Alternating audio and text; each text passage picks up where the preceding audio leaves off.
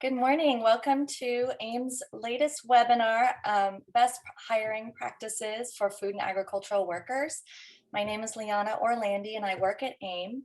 And I'm very pleased today to have two guests who are market participants at AIM Farmers Markets, and they will be sharing their expertise with us today. They are Roberto Rodriguez from Rodriguez Brothers Ranch.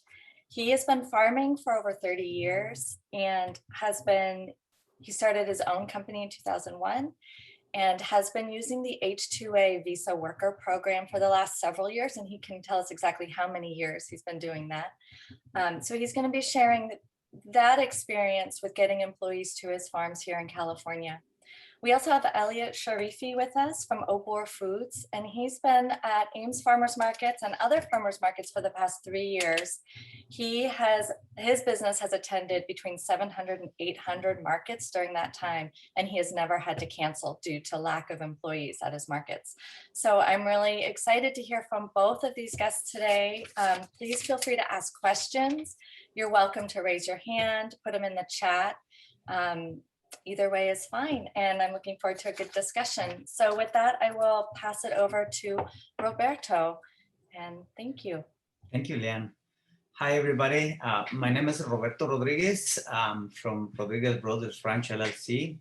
As you know, Liana already said it, we've been part of IM for the last 20 years. We've been farming mostly strawberries, that's our main thing, and we do a lot of mixed vegetables.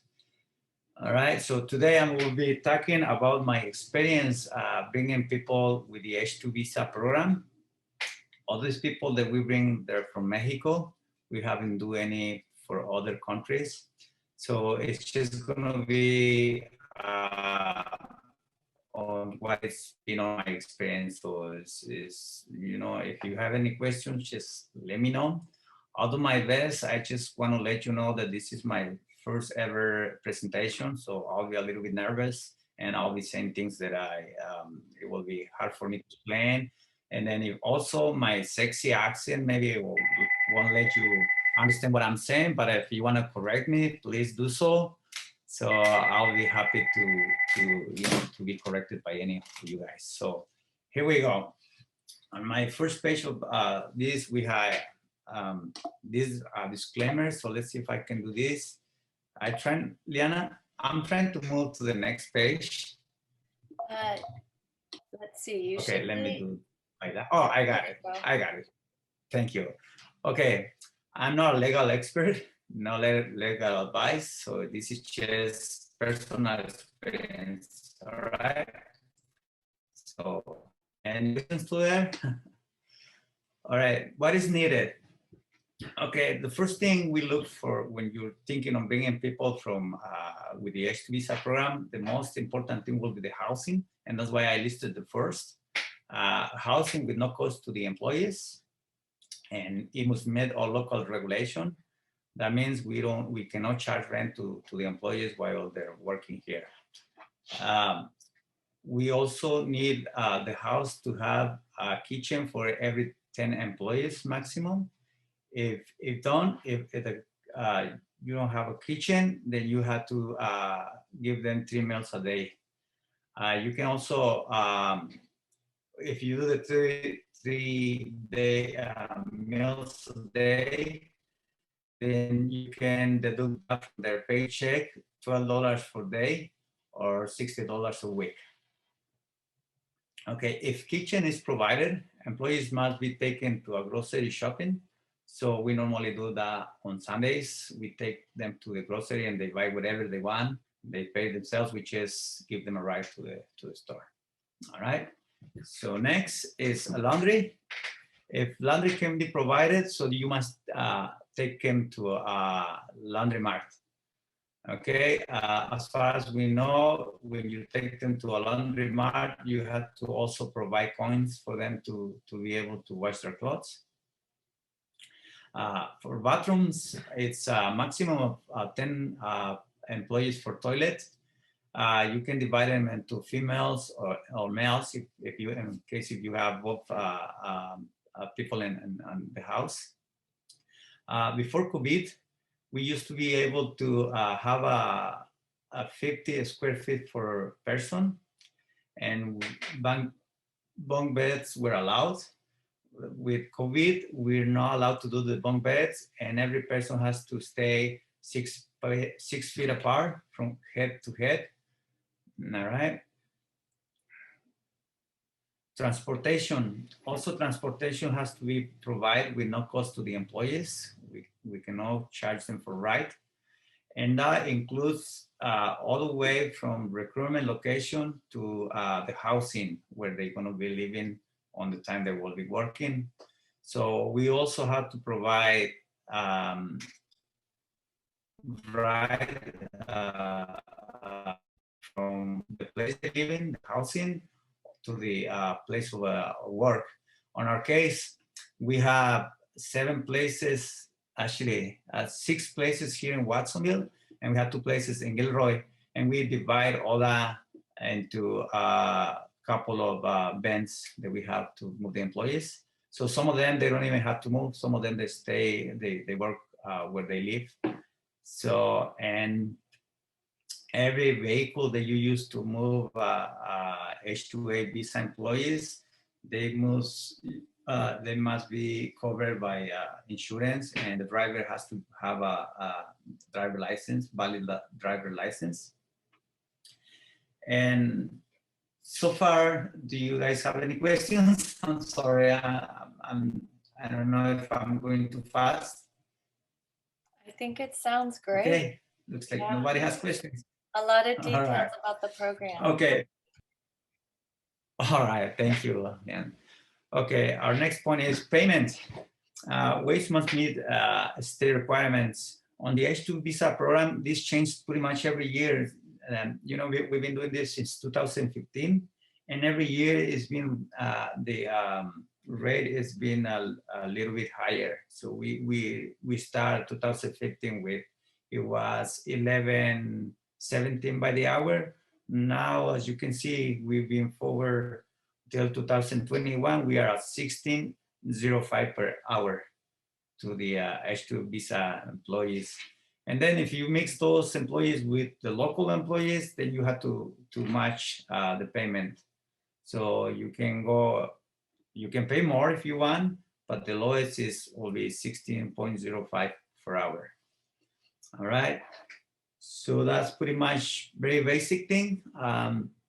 We'll be moving to the next page, which I have here.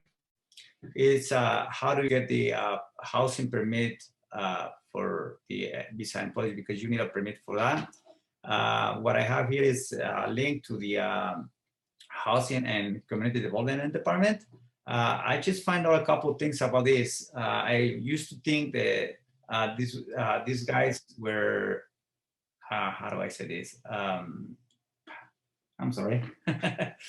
I was thinking that the housing permit has to do with all the state, but I find out that some these guys, they don't have jurisdiction to some counties.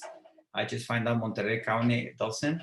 So now it's up to the county. So you might want to check here, and they will let you know whether they have jurisdiction to your county or whether you have to contact your county health department. So that's what the other place where you can get the housing permit.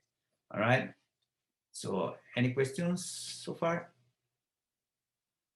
All right, thank you. So we'll go to the next page. Documentation for forging labor. The first thing you need is what is called forging labor application. And this thing must be submitted 45 days before the first day of work. And I have something here, it's called application log for H2a visa. Basically, the Department of Labor will require you to, first of all, before giving you a certificate to bring people to the United States, to give the opportunity to the local people to have these jobs. So they want local employees to be first. So you can now deny those jobs to local people, United U.S. citizen and permanent residents before given to H2a Visa. So that's very important. And the way they try to control that is just they ask us to keep a record of every person that comes to you and asks for a job. What would you do? It's you will keep a record. Every single person's come and ask for the job, whether you give them the job or not. You have to keep the records. You have to say why you didn't hire those people, or in case if you did, why did you hire them? Also, for us, we do a lot of seasonal employees. So some of them they come back, some of them we never see them again. But for all those, you also have to call them or contact them somehow, and you still have to keep records of that. You have to prove that you've been contacting these people and they were not able to come back, or they didn't want to come back. Also, if you have someone that you just fired, you have to also keep a records. Why did you fire that person? So everything has to be written down. So how we do the record keeping. So for example, for people they are returning employees, we send them a letter and we just keep a photocopy of that letter and also the envelopes where those letters were sent with their directions and everything. If we don't hear from them, we just leave it, and we will be having this document where they say that they didn't show up or they didn't call or nobody of them contacts you. Sometimes we get a lot of those people back, but we still need help from the H2a Visa, so that it's all dependent, okay?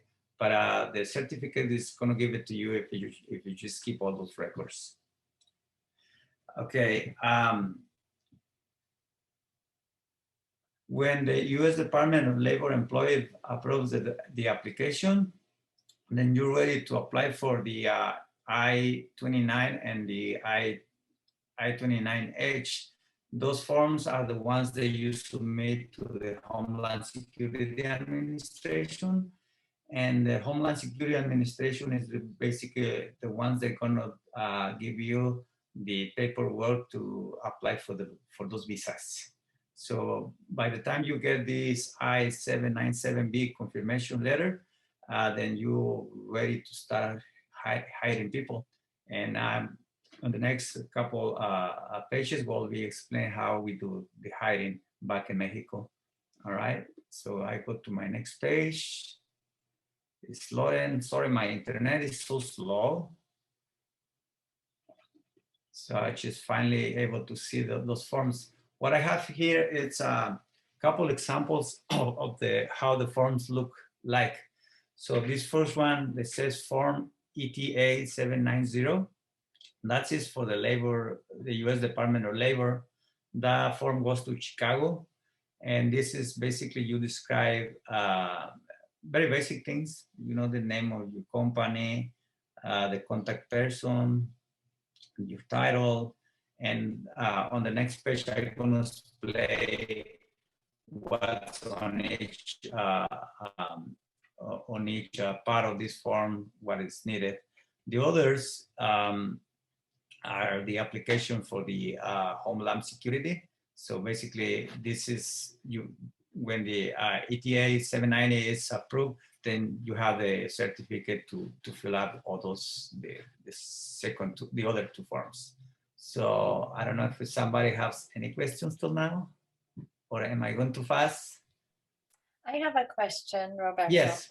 Mm-hmm. So if somebody is going to embark on this process, is there a website that they go to get all of these instructions and forms? You know, as far as I know, if you go to the U.S. Department of Labor, there is some information there. At the beginning, I tried, and I was so warm because it was a lot. I couldn't do it myself. So the way I did is we hired a a person back in San Diego, a lawyer, that she helped us with all this. I still, we're still working with her, and all this is provided to me by her. But it's basically you fill up everything, and she will join you to the process.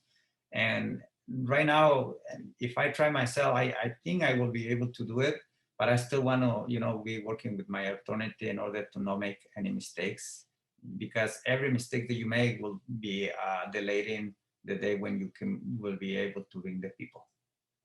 So I really recommend that if you can, just hire an attorney, and they will know. And mostly, I think it's going to be an attorney that does all immigration stuffs.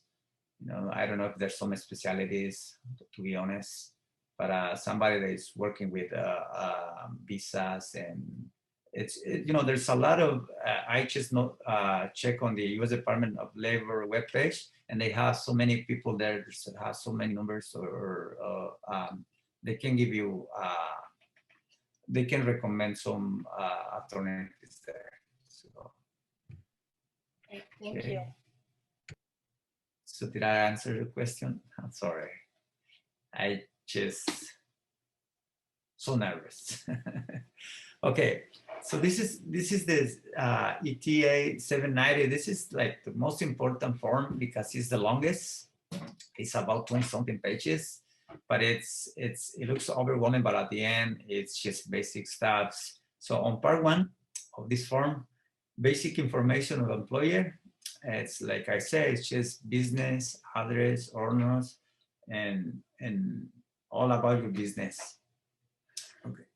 Preliminary questions will be, you will be describing what kind of industry you have, what type of job you are offering, and how do you do the job. So basically you describe every single aspect of the job. For example, for us, it's like, we have to describe how we pick the strawberries, like every single aspect has to be described. So job information on part 3, it's what is the title of the job that you are offering, when do you need to start, and when they're going to be ended. So that's also, like I say, it's a very brief describe. Everything has to be very detailed. So that's why I always recommend to have an attorney. So these people really do a really good job of letting you know whenever you're missing some information. So on part 4, a minimum job qualification requirements. Basically up here you describe whether you need how much experience you need on the job that you offer. For us, we always ask just like a month of picking berries and also a month of picking vegetables. Part number 5, place of employment, address of the employer. So up here, we have to provide also all the information about the address in case if you just have one place for work. So it's just one place. In our case, it's around 9 places where people is going to be moving from farm to farm. So they also want a description on how to get from one place to another. So for example, if they're going to start in the morning in one place, but in the afternoon, you're going to be moving to another place. So they actually want you to make like to describe how you're going to get from one place to another. So that's another thing. And number 6 is housing information, address of the housing, and housing total capacity. So on this one, on part 6, basically you describe the place where they're going to live. It's not difficult, that's pretty easy.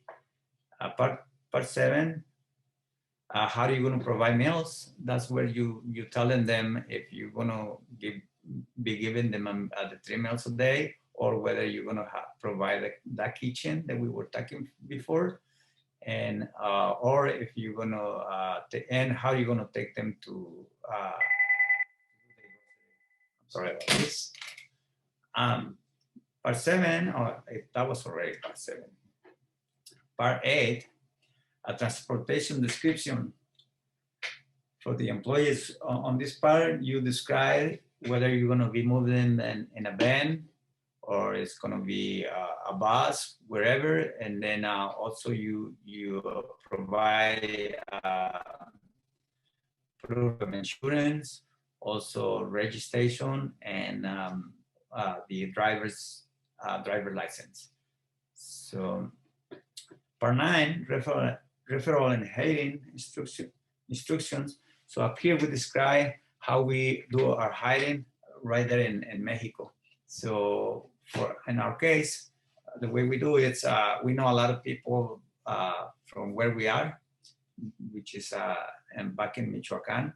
So my brother and I, we travel all the way, and most of the people is people that we already know. We know their parents, we know their relatives.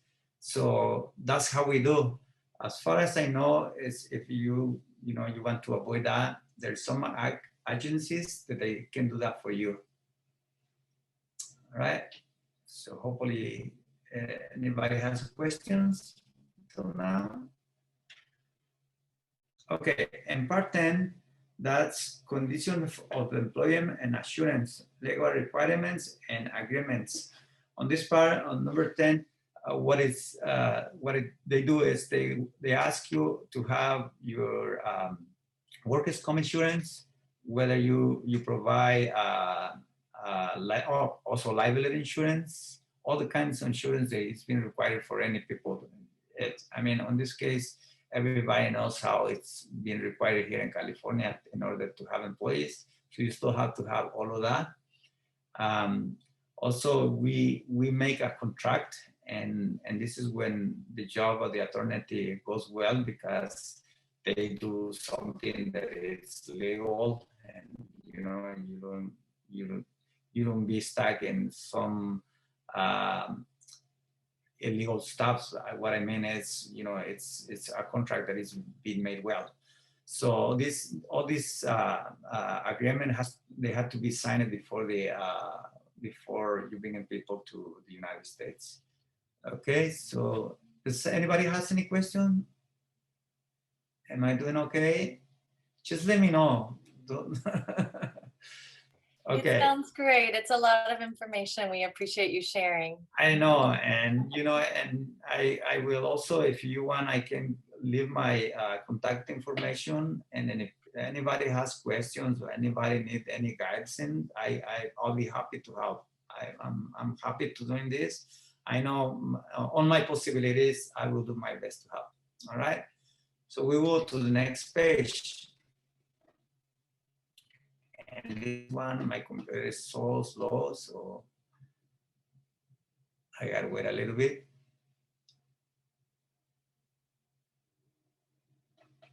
Okay, and here we got this, what we call the magic document.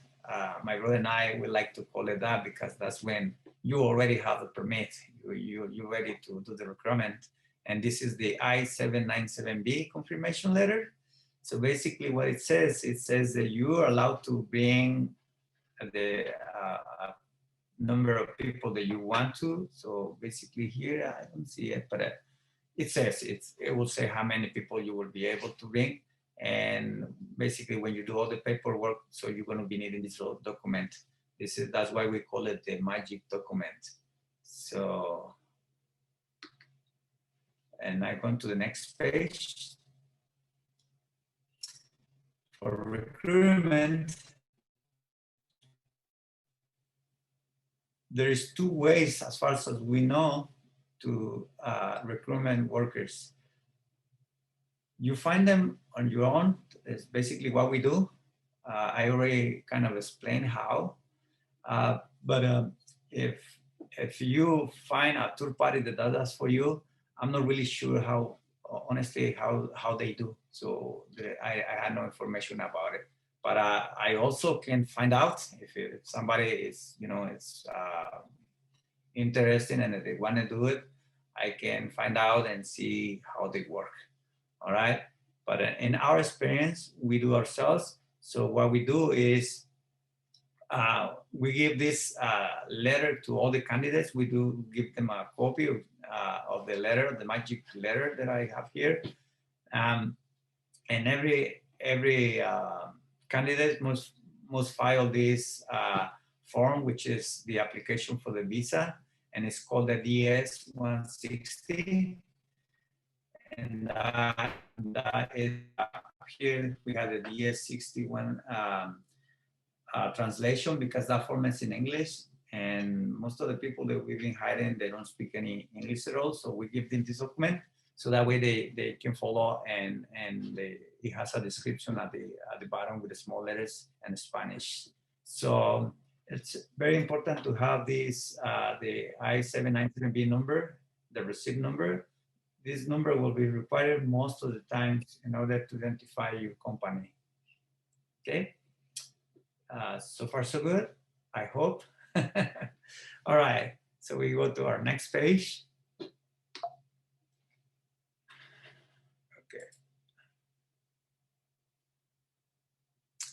Okay, bringing to the US, which is when we're almost done. Okay, a contract must be signed both parties before to the submission. And this word is a very tough one for me, the forensic, so I call fingerprints instead. Those, for any person that haven't been in the United States before, that's a requirement to do the fingerprints. So they do that even before the interview with the consulate.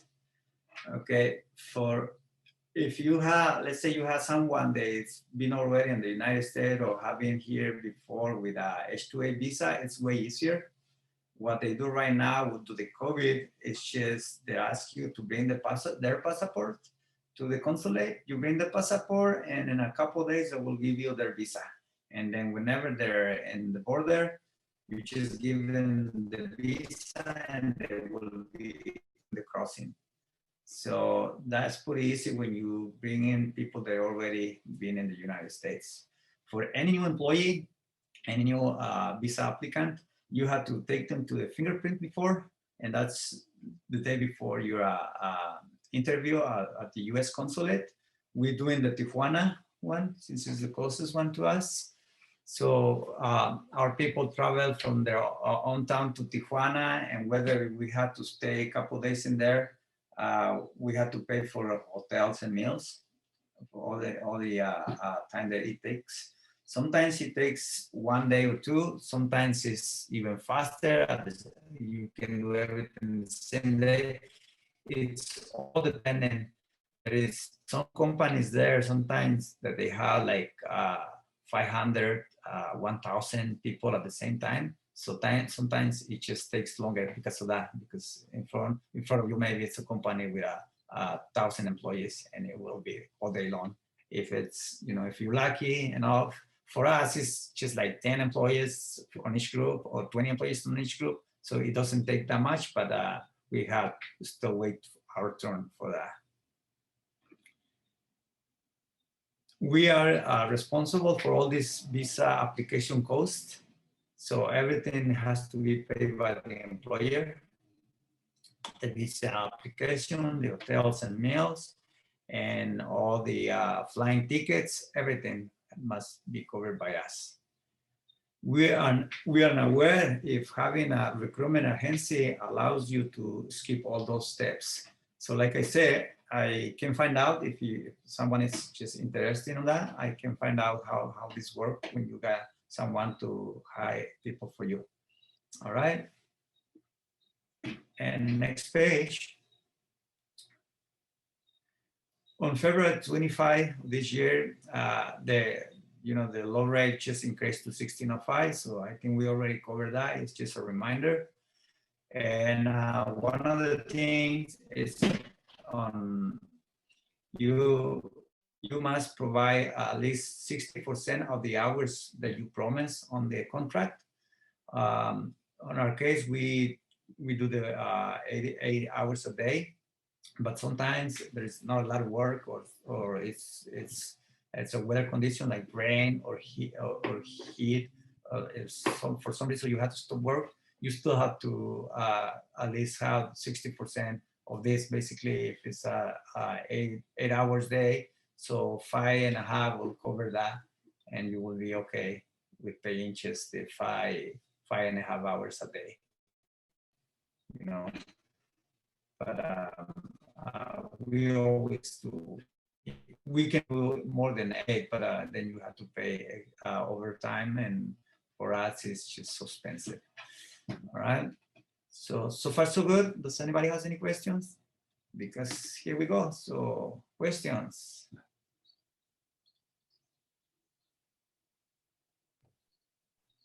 Well, I'll start. I have a question for you. Yes. So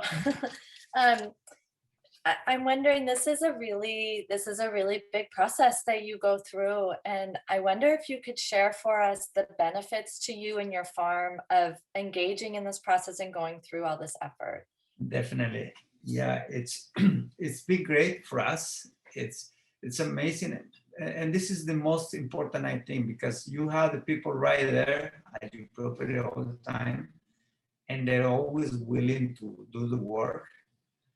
Another thing that we find out, and this is not to discriminate or, this is just our personal experience, but these people, they come from Mexico, there's people who are having a hard time. So they really appreciate the opportunity to come here. So what they do is they work very consciently, they try to do their best. So I will say sometimes they triple the work than what we get from the local ones. Just to give you an idea. So basically you have sometimes an H2a Visa employee do 3 times more than what one of the locals do. And they're always willing to do the job. They're so grateful. And for them, it's really good because they're just making money, since we're not charging anything to them. So all the money that they're making is just to the pocket. And there is some deductions. They pay taxes though. So they pay the Social Security taxes and also for the state taxes. But that's all. They don't pay for EDD. They don't pay for unemployment benefits. So since they just, they're working on their contract, so they just come to work during the season and they go away. So it's that I would say that's the main thing you get the benefit, and that's why I think at the end of the day, all this long process is worth it. How long did it take you to get it started? If someone were to start this process today, what's your estimate for how long? Yeah, let's say if you started today, you will be able to bring these people by we almost in June. So by August, yeah, it's something. It's almost 3 months that and the housing since housing is with all the regulations on all different counties. So sometimes it for the housing permit is where it takes the longest.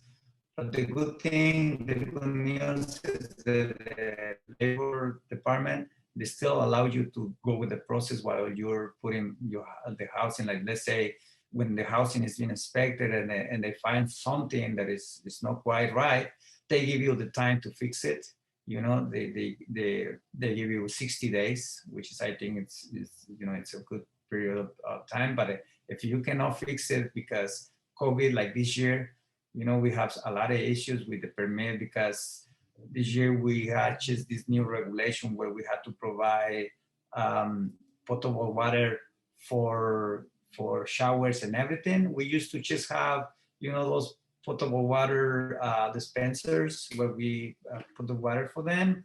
But now they want the whole house to have potable water. So we had to buy a whole system to filter the water because our pump where we had the people, it's more than 100 years old. So when we were trying to get into the records to see if it has some kind of sealing that they want. There were no records of that. So the health department wouldn't give us, the water clearance for potable water at the property. So then we had to install this filtration system. We spent around $10,000 to do that. And we almost done, but the people is already living there. So that's the good thing. You know, we didn't have to stop with the process. So that's the good part about it. Great. Mm-hmm. Are there any other questions before we move on to our next presenter? And we can come back at the end if you think of something in the meantime. Well, thank you very much. Very much. Thank you for your attention. That was very nice of you. And now we'll hear from Elliot Sharifi of Obour Foods. All right. So thanks, Roberto. I Okay. don't own a farm. I don't run a farm, but if I did, I think I'd find that very helpful. So what I do, for those of you who don't know me, I'm Elliot. I own and operate Obour Foods. We do hummus, tahini, pita chips based out of San Francisco. I started the business, let's see, 2018, about 3 years ago was my first farmer's market with AIM. We did the Stonestown market, and this upcoming weekend, actually, we're starting our 12th market every weekend. So I built that up over the past 3 years. I've hired a bunch of people. And I think Liana mentioned this earlier in the presentation, but we've done over 1,000 markets, and we've missed one market because of staffing, last minute, one market. So never had any issues. And so AIM approached me just to ask me what my philosophy is, how I do things. And I'm more than happy to share with anyone, with everyone here, how I do it. So first thing, I have 2 types of roles that I hire for. Pretty much 75% of my employees are customer facing at the farmer's market. So I'll start with them. I source my employees pretty much the same way that everyone else does. It's all done online. So first and foremost, I've had the best experience with Craigslist, believe it or not. Craigslist has two job sections. One is gigs and one is jobs. And for my farmers market people, I've had the most success with gigs. And gigs is good because people who are looking for kind of short-term, part-time work, they're all perusing gigs. And gigs is great because for $10, you get a 30-day post versus other job websites, which are like, you know, anywhere between 50, 60, 100 bucks. Jobs is more for kind of full-time employment, I've been seeing. But that being said, when I'm feeling extra cheap and frugal, I'll post, you know, a full-time job to gigs. And I've had positive experience with that as well. Well, the one caveat is that you're going to be receiving a lot of resumes. So, you know, for every 10 resumes you get, maybe 1 or 2 are actually going to be quality people that, you know, you'd want to actually talk to. Beyond Craigslist, I use websites called Poached Jobs. Indeed is another one. Good Food Jobs is another one. And for those of you who are based in San Francisco, I take advantage of SF Made, which is a city-run organization that helps businesses based in the city, and they have their own jobs board. And lastly, if you have a website, you can put jobs on your own website and just have people kind of apply from there. So when I interview for, say, customer-facing roles at the farmer's market, the first thing I do to weed out inattentive people is at the bottom of each job posting, I put a line that says, please email jobs@obourfoods.com. And with the subject line, you know, let's say I'm hiring for a Berkeley Farmers Market, you know, with the subject line, Berkeley Farmers Market rep to get the ball rolling. So immediately, I'm filtering for people who are attentive, and you know, it's easy to get people who just kind of read the subject line and are just kind of spraying and praying with their emails. And this will get you people who are a bit more serious and can actually pay attention and you know, read through the entire document.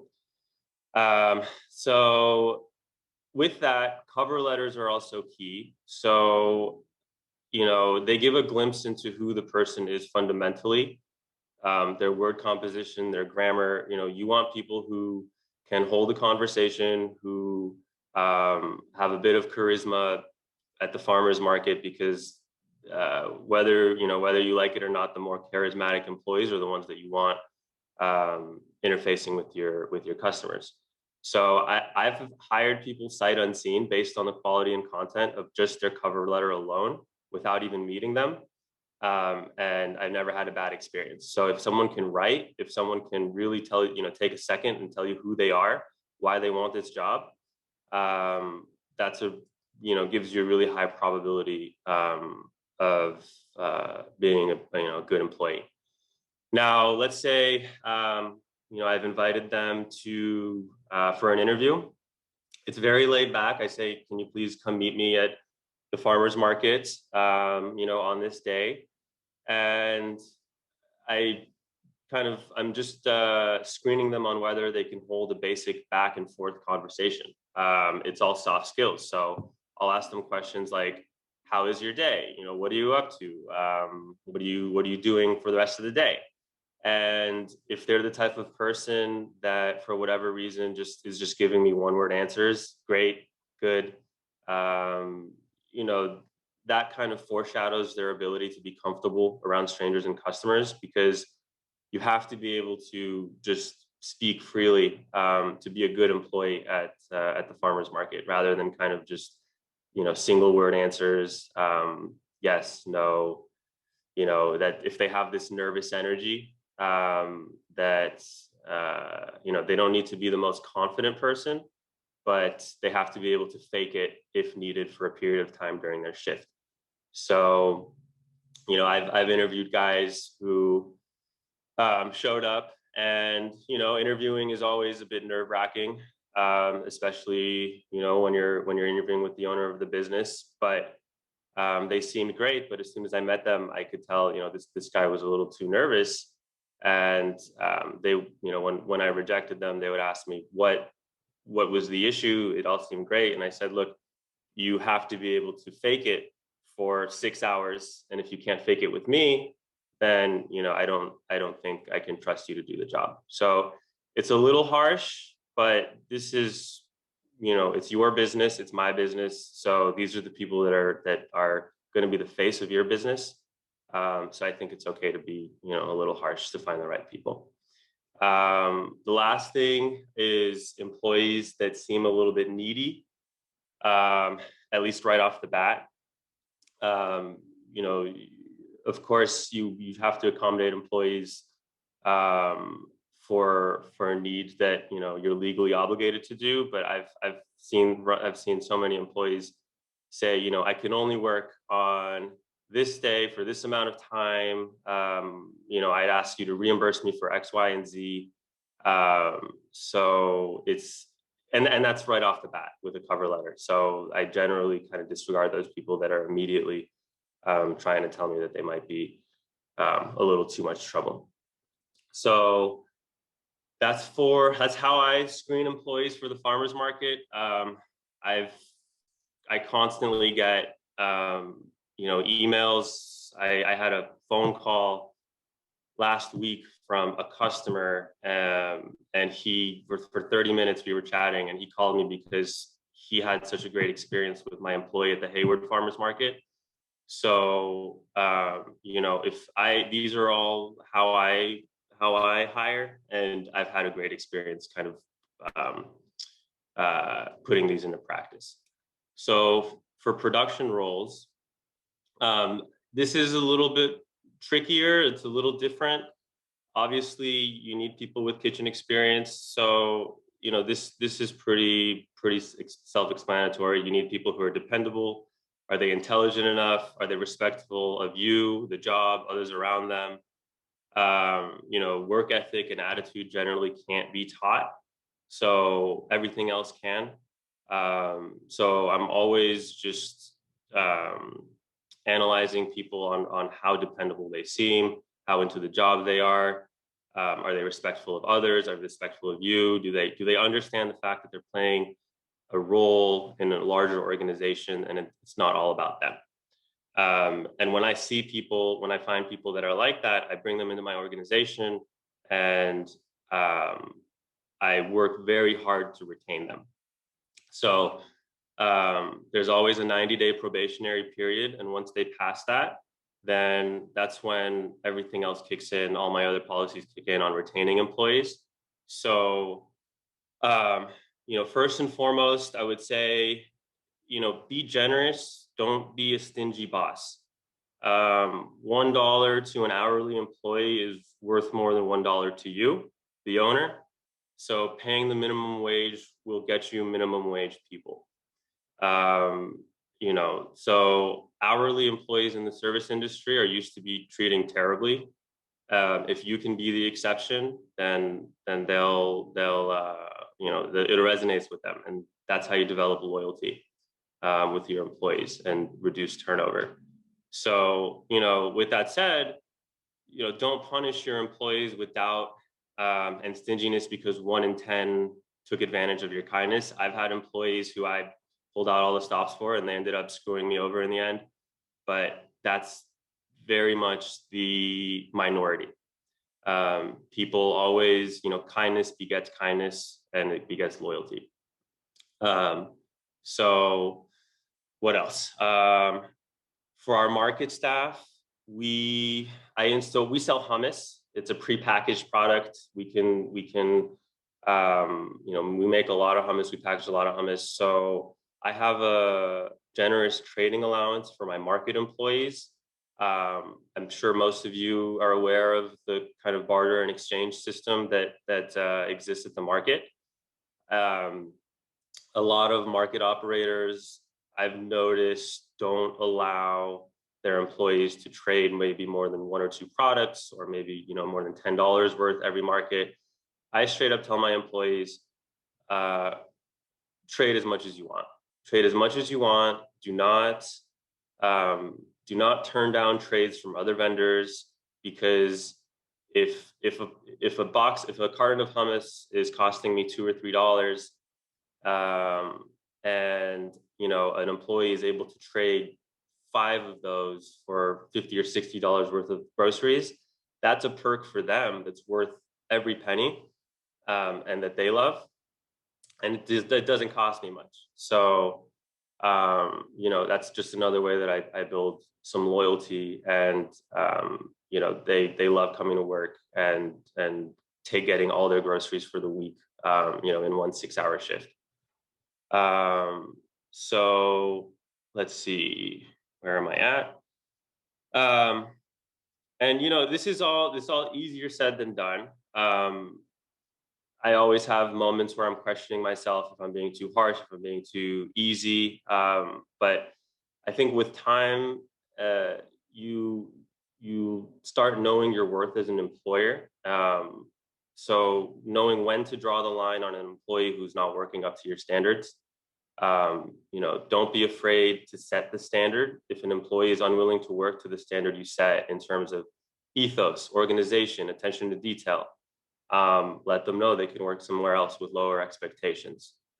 But this all comes with the assumption that you're doing a better job as an employer, that you're not just like anybody else. So if you can set a higher bar for a higher standard as an employer, you can also set a higher bar for your expectations of your employees.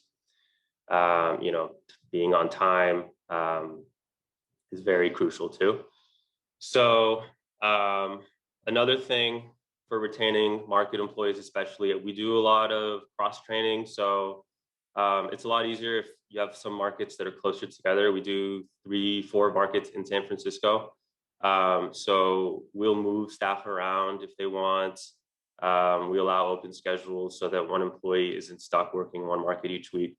And that tends to kind of keep them a little bit more, excited and engaged each week.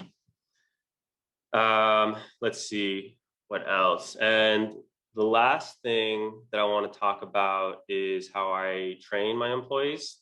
I'll start with the farmers markets. So I sometimes train the employees myself, but I also have an operations manager, and she's a farmers market operations manager specifically. So she handles all the training. We have an employee guidebook, farmers market employee guidebook with pictures, how to set up, all of our policies, everything. It's 10 or 15 pages, but you definitely want to set templates and create documents, because that initial investment is just going to save you time and headache in the future. So anywhere between 1 to 2 shifts of training, and then after that they're expected to be able to handle the market on their own. We're pretty small operation. We're not as big like a farm where we need 10 or 12 employees in one booth. We're 1 or 2 at most. So yeah, I mean, I know it's a lot of info. If you have any questions for me, you can email me. I'll put my info down in the comment section right here. But at the end of the day, the way I run my business, I try this. Sometimes I fail, but I say, at the end of the day, politics, emotions aside, do your best to treat your business and employees as having a shared goal. So everyone is here to work towards the same goal of making the business successful, making customers happy and getting paid in the process. So, mistakes are going to be made. I always say, if an employee makes a mistake once, that's fine. That's a learning experience. But if you see the same mistake over and over again, that's when they need to be told. You need to let them know that this is something that they need to work on. So this can be difficult to implement 100% of the time. I constantly doubt myself as an owner and as a manager. But I'd say these ideologies, these perspectives that I have helped me so far. So that's it. Thank you so much for that information. Sure. So I got a question from Maureen. Can you say what your turnover rate is for the farmers market staff? What systems do you have in place to manage securing your product and money with new staff? My turnover is incredibly low. People never leave unless they're leaving the city. I've had employees who have worked for me for 18, 24 months now. So it's pretty low. I also have had employees only work for 2 or 3 months. But those were the ones who just weren't a great fit. As for the systems to manage securing your product and money with new staff, let's see. So you want to use Square POS. That's what I use. There's other ones. I think Toast is one, but Square is the most popular one, and that's for a good reason. A lot of market operators have like a little swiper at the bottom. But I prefer the Bluetooth dock, because that way you can just leave it on your table, connect your employee's phone with Bluetooth, and then the customer can just swipe their own card, or they take Apple Pay. It's super easy.